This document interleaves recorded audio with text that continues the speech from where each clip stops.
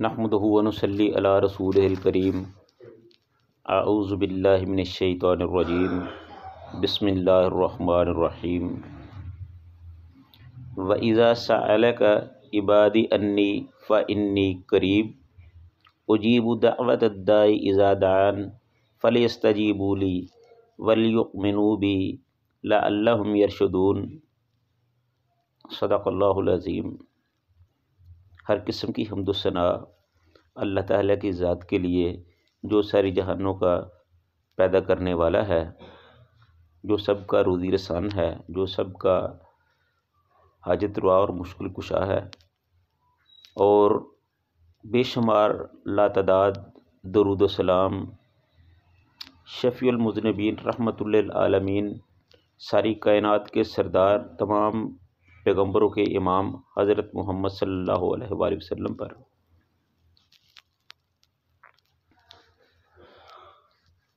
یہ جو آیت میں نے آپ کے سامنے تلاوت کی ہے، اس کا شان نزول کچھ اس طرح ہے کہ کچھ اعرابی رسول اللہ صلی اللہ علیہ وسلم کے پاس آئے، دیہاتی لوگ۔ انہوں نے آ کے کہا کہ اے اللہ کے رسول، ہمارا رب ہم سے کتنی قریب ہے؟ اگر وہ قریب ہے تو ہم سرگوشی میں اسے بلا لیتے ہیں، پکار لیتے ہیں۔ اگر وہ ہم سے دور ہے تو ہم اس کو اونچی آواز سے پکار لیا کریں۔ تو ابھی وہ یہ باتیں کر ہی رہے تھے، رسول اللہ صلی اللہ علیہ وسلم نے ان کا کوئی جواب نہیں دیا تھا۔ آپ صلی اللہ علیہ وسلم نے سکوت فرمایا، تو آپ کی خاموشی میں ہی یہ آیت اللہ تعالیٰ نے نازل کر دی۔ ایک اور روایت کے مطابق صحابہ کرام رضوان اللہ علیہم اجمعین نے رسول اللہ صلی اللہ علیہ وسلم سے پوچھا کہ حضور، ہمارا رب کہاں ہے؟ ہم سے کتنے فاصلے پر ہے؟ ہم ان کو کیسے پکاریں؟ تو تقریباً ان دونوں کا ایک ہی مفہوم بنتا ہے۔ تو اس کے جواب میں یہ آیت نازل ہوئی۔ اللہ تعالیٰ نے فرمایا وَإِذَا سَأَلَكَ، اے میرے نبی، اے میرے محبوب، وَإِذَا سَأَلَكَ، اور جب سوال کریں آپ سے، وَإِذَا سَأَلَكَ عِبَادِي، میرے بندے، انی، میرے بارے میں، یعنی اے میرے محبوب، اے میرے نبی، اے میرے پیغمبر، جب میرے بندے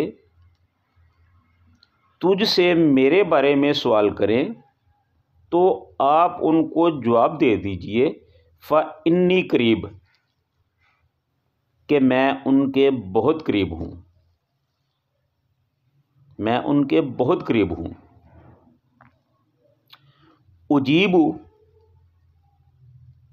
میں ان کی، یہاں تک کہ میں ان کی بات کو سنتا بھی ہوں اور قبول بھی کرتا ہوں، ان کی پکار کو سنتا بھی ہوں اور قبول بھی کرتا ہوں۔ دعوت الداعی، جب وہ مجھ سے دعا مانگتے ہیں، جب وہ پکارنے والا پکار کے مجھ سے دعا مانگتا ہے، تو اذا دعانا، جب دعا مانگتا ہے تو میں اس کو قبول کرتا ہوں۔ اجیب، میں اس کو قبول کرتا ہوں۔ لیکن اس کے ساتھ اللہ تعالیٰ نے ایک شرط لگا دی۔ وہ شرط یہ ہے کہ اللہ نے فرمایا فَلْيَسْتَجِيبُوا لِي، بس میرے بندوں کو بھی چاہیے کہ وہ میرا حکم مانیں۔ میں نے جو ان کو حکم احکام دیے ہیں، پچھلا سارا جو 3-4 آیتیں جو روزوں کے بارے میں آئی ہے، قصاص کے بارے میں اتری ہیں، یہ اللہ تعالیٰ نے یہ اللہ تعالیٰ کے احکام ہیں سارے، اور سب مومنوں کے لیے ہیں۔ تو اللہ تعالیٰ نے فرمایا کہ میرے بندوں کو بھی چاہیے کہ وہ بھی میری بات مانیں۔ وہ جو میں نے ان کے لیے ایک نظام حیات بنایا ہے، میں نے ان کے لیے قانون بنایا ہے، اس کو یہ تسلیم بھی کریں اور اس پر عمل بھی کریں. فَلْيَسْتَجِيبُوا لِي، وہ میرا حکم مانیں. وَلْيُؤْمِنُوا بھی، اور وہ مجھ پر ایمان بھی لائیں. ایمان لانے کا یہ مطلب نہیں ہے کہ ٹھیک ہے وہ ہمارا رب ہے ہم نے اس کو مان لیا. نہیں، ایمان لانے کا مطلب یہ ہے کہ اللہ کو اس طرح مانا جائے جس طرح ماننے کا حق ہے. کس طرح مانا جائے؟ لا الہ الا اللہ، نہیں ہے کوئی الہ مگر صرف اللہ، کہ صرف اللہ ہی کو اپنا معبود سمجھا جائے، اسی کے سامنے اپنی حاجتیں رکھی جائیں، اسی کے سامنے اپنی ضرورتیں رکھی جائیں، ان کے سامنے اپنی مجبوریاں رکھی جائیں، انہی سے فریاد رسی کی جائے. جب یہ سارے کام اللہ تعالیٰ سے کریں گے تو پھر اللہ تعالیٰ کہتا ہے کہ میں اپنے بندے کی دعا کو قبول کرتا ہوں، میں اپنے بندے کی پکار کو قبول کرتا ہوں. فَلْيَسْتَجِيبُوا لِي، بس انہیں چاہیے کہ وہ میرا حکم مانیں. وَلْيُؤْمِنُوا بھی، اور مجھ پر ایمان لائے. لَعَلَّهُمْ يَرْشُدُونَ، تاکہ میرے بندے ہدایت پا سکیں، میرے بندے نیک لوگوں میں شامل ہو سکیں. یہاں ایک دو باتیں جو سمجھنے والی ہیں میں ان کی وضاحت کیے دیتا ہوں. اللہ تعالیٰ نے فرمایا وَإِذَا سَأَلَكَ عِبَادِي أَنِّي فَإِنِّي قَرِيبٌ، کہ اے نبی جب میرے بندے آپ سے میرے بارے میں سوال کریں تو آپ انہیں کہہ دیجئے کہ میں ان بندوں کے بہت قریب ہوں، اتنا قریب ہوں کہ وہ ان کی زبان سے کوئی الفاظ نہ بھی نکلے، آواز بلند نہ بھی ہو، جب ان کے ہونٹ ہلتے ہیں تو مجھے پتہ چل جاتا ہے کہ وہ کیا کہتے ہیں. یعنی کہ اتنے قریب ہیں. ایک جگہ پہ اللہ نے فرمایا کہ نحن اقرب الیہ من حبل الورید، کہ میں انسان کی شاہ رگ سے بھی زیادہ قریب ہوں. تو ہمارے معاشرے میں کچھ برائیوں نے ایسی جڑ پکڑی ہے، کچھ برائیوں نے اس طرح جنم لیا ہے کہ لوگوں کے عقیدے تک خراب ہو گئے ہیں. وہ بعض اوقات مثال دیتے ہیں کہ دیکھیں جی جب کسی بادشاہ کو ملنا ہوتا ہے تو پہلے اس کے وزیر کو ملا جاتا ہے، جب کسی گورنر کو ملنا ہوتا ہے تو پہلے اس کے پی اے کو ملا جاتا ہے، جب کسی ایس پی کو ملنا ہوتا ہے تو پہلے ایس ایچ او سے ٹائم لینا پڑتا ہے. بھئی یہ ساری باتیں جو ہے نا، یہ تو دنیاوی بادشاہوں کے جو رشوت خور ہیں، جو چور ہیں، جو غلط لوگ ہیں. اللہ تعالیٰ نے فرمایا کہ ان باتوں پر مجھے محمول نہ کرو، یہ دنیا کے بادشاہوں کی مثالیں مجھ پر نہ دو.